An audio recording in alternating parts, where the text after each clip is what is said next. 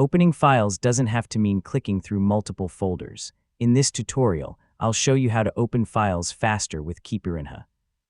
You'll learn how to search for documents instantly, improve search results, and save time every day. Start by opening Keypirinha with your assigned keyboard shortcut. The launcher appears instantly, letting you search your indexed applications, files, and folders without opening File Explorer. Begin typing the name of the file you're looking for. As you type, Keypirinha filters the results in real time. Once your file appears, select it and press Enter to open it immediately.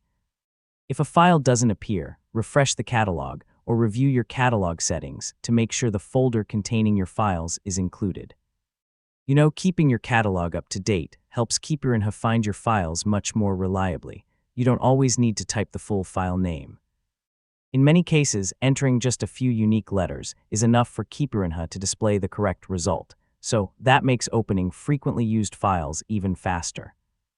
The more you use Keypirinha instead of browsing through folders, the more time you'll save. Make it your first choice whenever you need to open a document, project folder, or commonly used file.